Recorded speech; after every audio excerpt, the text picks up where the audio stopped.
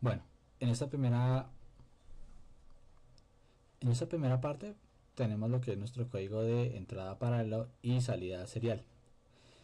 En la primera parte definí una entrada como un vector de 4 bits, una salida serie también de 4 bits, que esta es una salida que yo usé para ver el dato paralelo en los LEDs de la FPGA, una entrada de reloj que no es más que un pulsador que yo usé para transmitir los datos de una FPGA a otra, y también acá definí tres salidas Outser, Outser 2, Sekout, que no son más que la salida serial.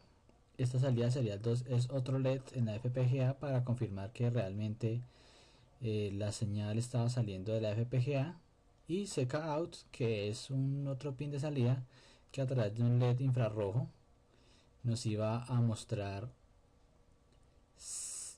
la misma señal de reloj cuando yo la pulsara, para que la comunicación entre las dos FPGAs fuera sincrónica. Listo, entonces aquí ya en esa parte con nuestra arquitectura, pues lo que hicimos fue implementar un proceso de reloj, que lo que hicimos fue implementar un contador de 0 a 3. A través de este contador lo que hacíamos era rotar un vector, en este caso nuestro vector de entrada, que ya lo tenemos acá definido, lo hacemos rotar a través de un contador de 0 a 3. Eso que me permitía que cada vez que yo pulsara mi pulsador de reloj, la entrada iba a ir rotando de a uno a cada bit. Es decir, primeramente iba a tener mi bit 0, mi bit 1, mi bit 2, mi bit 3, y cuando llegara a 3, el bit volvía a ser otra vez el bit 0 y volvía a continuar el ciclo mientras yo presionara el botón de reloj. Y finalmente acá pues definir lo que es mis entradas asignadas a los LEDs de la FPGA, pues para poder ver el dato de forma gráfica. Bueno, esta es la vista RTL de nuestro FPGA transmisora.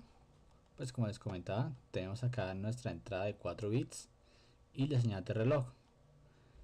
Tenemos la salida serie, que como les decía son los LEDs en la FPGA, como ya lo veremos más adelante, que usé para pues ver el dato de una forma más gráfica en la FPGA. Un clock out, que no es más que una réplica de la entrada de señal de reloj, sino que la uso para poder transmitir la otra FPGA. Out serial, que es, en este caso se conectó a un LED infrarrojo para poder indicarle a la otra FPGA los niveles de salida.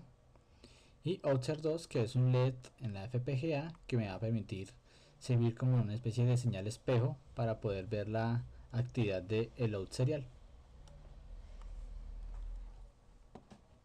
Bueno, en el segundo código, pues lo que he desarrollado para recibir el dato serial es un registro de desplazamiento de entrada serie y salida paralela. En este caso pues lo hice usando el flip-flop tipo D que ya hemos creado en clase anteriormente, con las mismas entradas que ya hemos designado en ese mismo, y aquí lo que hice fue crear un código por componente para poder ver el dato. Entonces en este caso nuestro RTL quedó de esta manera. Entonces en este lado tenemos nuestra IND, que es la entrada de datos seriales, y reloj, que es la entrada de reloj proveniente también de la otra FPGA. Estos datos pues debido al requerimiento en clase fueron transmitidos a través de LEDs infrarrojo, y aquí pues está básicamente cómo se comporta nuestro código. Como se dan cuenta, son flip-flops tipo de conectados en cascada en lo que es la línea de datos, y el reloj está en paralelo para cada uno de ellos. Y aquí en cada una de las salidas lo que vamos a tener es el dato serial pero en forma paralela, y el dato pues va a correr obviamente cada vez que reciba un pulso de reloj. El siguiente paso realizado para la implementación de nuestra transmisión serial con la FPGA fue el diseño de un circuito que nos permitiera recibir la señal infrarroja de una forma más digital. Esto debido a que con la distancia la luz del LED se va atenuando. Esto pues lo podemos ver si colocamos un LED de este pin, de este nodo a tierra, y si nosotros colocamos el LED infrarrojo a una distancia y lo vamos alejando del receptor, este voltaje tiende a decaer y a hacerse muy bajo.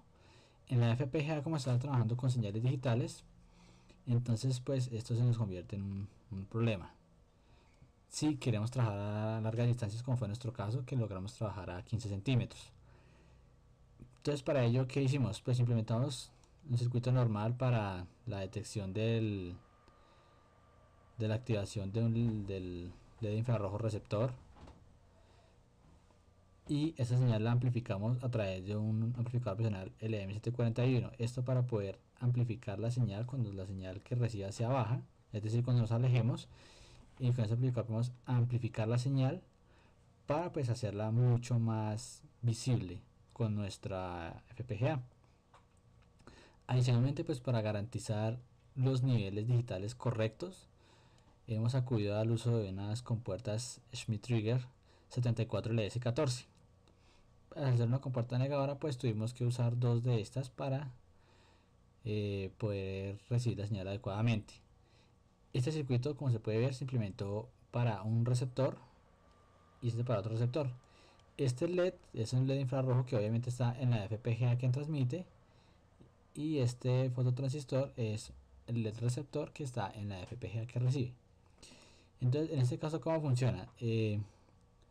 Aquí, a través de este pulsador, vamos a simular nuestro encendido de la FPGA transmisora. Y si se dan cuenta, también lo tenemos tanto en datos como en reloj. Claro que aquí no hacemos una simulación básica, solamente la prueba del circuito.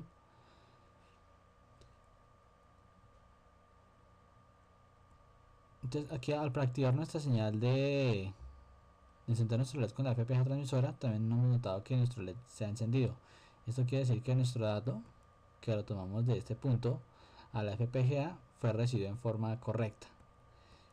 Igual, este dato también se hace con el reloj. Entonces, lo que se hizo para transmitir la señal solamente fue transmitir dos señales: una el dato serial y otra una señal de reloj.